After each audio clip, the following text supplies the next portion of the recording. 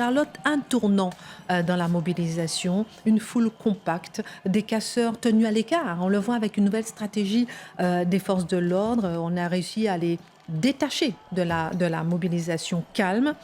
D'ailleurs, ces derniers jours, Charlotte Dornelas, nous avons vu les manifestations se multiplier, les images d'intervention policière être particulièrement commentées. Certaines images choquent vraiment.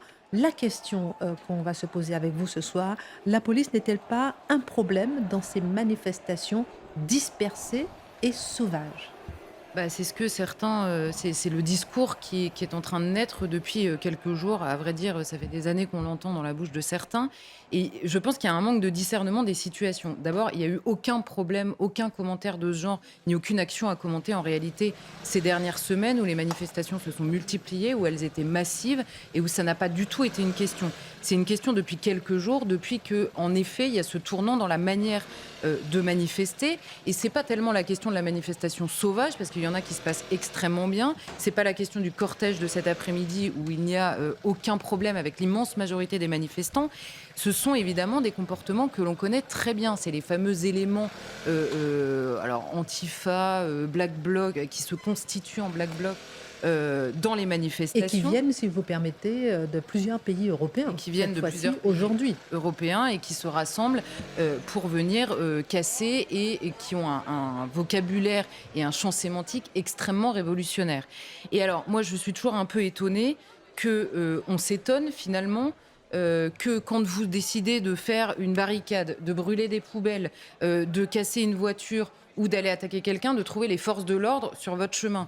Il y a un côté je veux faire la révolution, vous investissez un champ sémantique révolutionnaire et vous venez ensuite vous plaindre, si possible, sur une chaîne détenue par le grand capital dans le pays et vous allez porter plainte donc devant des policiers contre d'autres policiers. Il y a un moment, la révolution, et Marc nous en parle depuis quelques jours, Guillaume vient de nous en parler, soit vous investissez le champ révolutionnaire, mais dans ces cas-là, venir pleurer le soir, c'est assez contradictoire.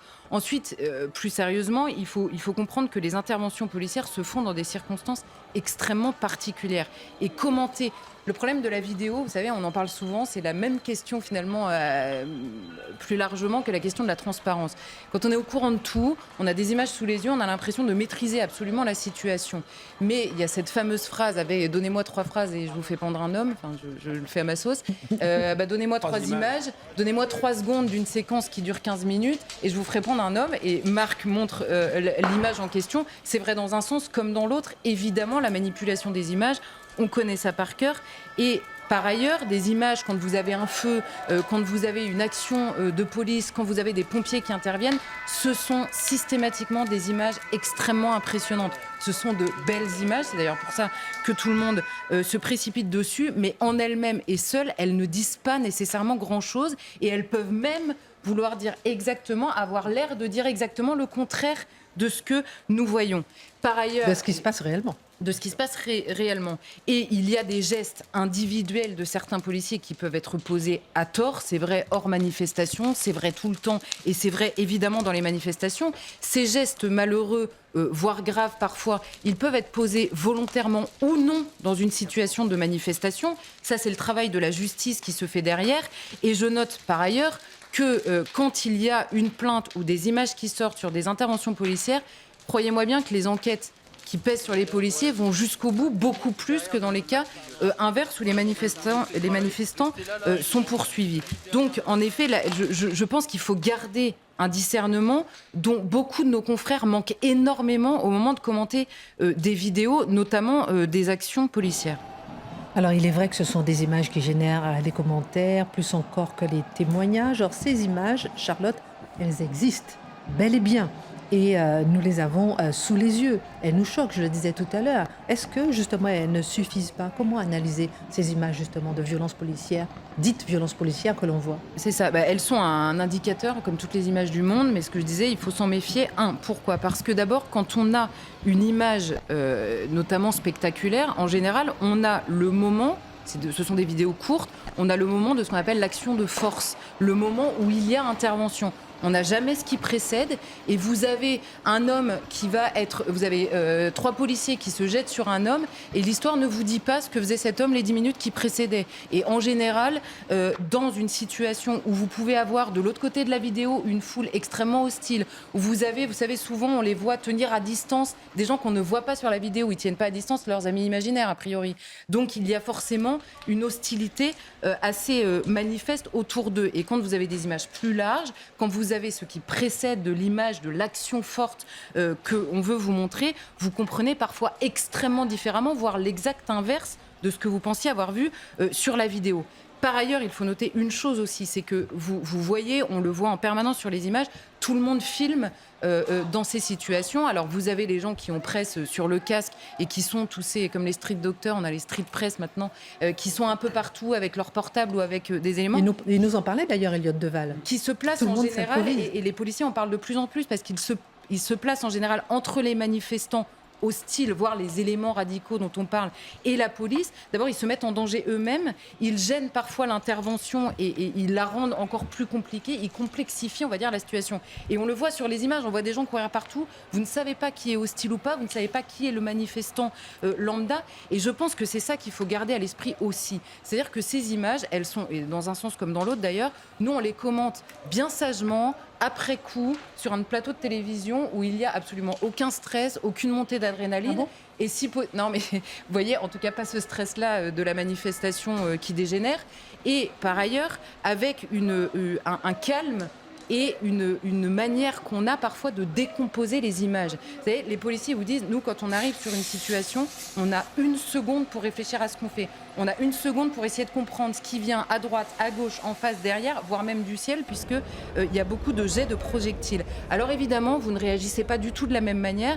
Et quand vous décomposez des actions en disant, là, à ce moment-là, est-ce qu'il fallait qu'il prenne plutôt sa matraque, plutôt qu'il envoie, qu'il se serve de sa gazeuse, ou qu'il recule, ou qu'il voit ce que faisait son collègue d'à côté, c'est un peu vivre dans un monde merveilleux qui n'existe évidemment pas sur le terrain. Par ailleurs, on a beaucoup de vidéos, je le disais, on n'a pas celle des forces de l'ordre. Vous savez, ils ont des caméras embarquées. Alors là, c'est un choix du ministère de l'Intérieur. Ces caméras servent pour les procédures judiciaires ou administratives qui pèsent parfois sur certaines actions policières, mais elles ne sont pas livrées au public. Donc on n'a pas l'intégralité des vidéos. Donc moi, je ne suis pas en train de dire, genre, les policiers se comportent forcément merveilleusement bien en toute situation. Je dis simplement que, et alors là, pour le coup, je n'ai aucun problème à le dire, de manière générale, le discours médiatique manque énormément de prudence dans sa manière de commenter ces images-là. Et il se trouve qu'elle manque de prudence toujours dans le même sens. C'est-à-dire que c'est systématiquement les forces de l'ordre qui poseraient des gestes violents. Alors évidemment, on dit de manière rhétorique, on condamne les violences, mais on a l'air de ne pas les prendre en compte dans la manière dont les policiers sur le terrain sont obligés d'interagir avec ces violences qui sont, pour le coup, bel et bien réelles. Et ensuite, il peut y avoir, évidemment, à côté des gestes individuels problématiques, un problème de doctrine générale de maintien de l'ordre. Alors, c'est soit le choix du parcours, surtout quand vous avez des travaux, des poubelles partout. Bon, là, c'est la catastrophe. Et là, en même temps, dans Paris, en ce moment, le parcours, c'est compliqué. Vous pouvez avoir un problème. Ce qu'on avait vu, par exemple, au moment des Gilets jaunes, le gros problème avec l'usage des LBD, c'était le fait que devant l'urgence, on va dire, de la situation, le ministère de l'Intérieur avait décidé de mettre des LBD entre les mains de policiers qui n'avaient pas l'habitude de s'en servir, qui n'étaient pas formés pour ça. Et là, je note 2 choses absolument importantes. D'abord, la nécessité de la formation des policiers, qui est toujours pris comme quelque chose, on le dit, mais personne ne s'en préoccupe vraiment. Et je peux vous assurer que dans une situation, on le sait tous, dans une situation de stress, si vous n'êtes pas entraîné, c'est pire. Donc évidemment que la formation est extrêmement importante pour réussir à garder son calme et sa capacité de discernement dans ces situations-là. Et par ailleurs, je note que l'extrême gauche qui en permanence fait la guerre à tous les moyens intermédiaires dont la police dispose pour intervenir, c'est-à-dire qu'à chaque fois qu'il y a un problème, on dit on va interdire ça, on va interdire ça, on va interdire ça. À la fin, quand vous avez des policiers qui n'ont plus que soit leur poing, soit leurs armes létales, eh bien, ils ne sont plus entraînés à se servir d'armes intermédiaires qui sont absolument nécessaires pour maintenir l'ordre sans faire prendre trop de risques aux manifestants. Donc tout ça a aidé dans une confusion générale et on finit par tous communier à un discours anti-flic de base qui ne considère pas que nous avons besoin, évidemment, de rétablir l'ordre dans certaines situations, ce qui paraît quand même pourtant le b.a.-ba. Avant de rejoindre un autre de nos correspondants sur place, encore une question, Charlotte, puisque chaque fois que ressurgit justement cette colère qui s'exprime dans la rue, le débat se porte sur les interventions des forces de l'ordre. Même le rapporteur, je disais en titre, le rapporteur spécial des Nations Unies sur le droit de réunion pacifique et d'association s'inquiète. Est-ce que là, c'est pas un véritable problème pour les policiers? Alors, le rapporteur des Nations Unies, bon, la première chose, quand on lit ça, on a envie de lui dire, bon, mêlez-vous de vos affaires. Non, mais la question, c'est d'abord, il faut regarder quel est le. Il nous dit, je suis de très près les manifestations et les agissements des forces de l'ordre. Et puis quand vous rentrez dans le détail, il vous dit, je vous rappelle que les manifestations pacifiques sont un droit fondamental, ce que personne n'a contesté. Les manifestations pacifiques, en l'occurrence, n'ont eu aucun problème. Et je note par ailleurs que les policiers, là, les manifestants se félicitent que les pompiers rejoignent. Je note que tous les syndicats de policiers, depuis le début, sont hostiles à cette réforme. Donc les policiers, comme citoyens français, ont déjà rejoint ce mouvement par ailleurs. Mais il y a une différence évidemment entre la fonction et le citoyen. C'est vrai de 1 millier de métiers et c'est vrai aussi pour les forces de l'ordre, évidemment. Donc il nous dit que c'est un droit fondamental et il dit par ailleurs que les autorités doivent ouvrir des négociations avec les manifestants pour éviter toute détérioration. Mais là, encore une fois, il s'adresse donc aux autorités qui sont en l'occurrence politiques. Hein. Les policiers, eux, répondent à des ordres et maintiennent l'ordre précisément dans la rue, c'est leur métier. Et je note qu'ouvrir des négociations avec des manifestants, c'est ce que précisément Emmanuel Macron a refusé de faire ces derniers jours, et ouvrir des négociations avec des manifestants pour éviter toute détérioration, donc on ouvre des négociations avec les manifestants. À partir du moment où ils détériorent, on ouvre moins de négociations en général. On envoie en effet les forces de l'ordre. Mais en 2 mots, pour moi, le problème on parle beaucoup de la stratégie du pourrissement, c'est-à-dire de la non-réponse politique à une colère sourde et qui draine. Mathieu nous a cité un nombre de gens incalculable qui, depuis des décennies, analysent ce sujet. Il est irresponsable et injuste de finir par traiter un problème politique comme un problème de maintien de l'ordre. C'est irresponsable vis-à-vis de la population et vis-à-vis de l'avenir du pays. Et c'est injuste vis-à-vis des forces de l'ordre qui finissent par être honnêtement de la chair à canon, de la démission des hommes politiques qui sont premièrement responsables de la situation. Et franchement, ça fait peur en fait, parce que par ailleurs, ils sont en effet, ce que nous disait Elliot, absolument épuisés. Et quand vous avez des forces de l'ordre qui sont épuisées et qui en plus sont plutôt d'accord avec le mouvement qu'avec les autorités, c'est dangereux en fait.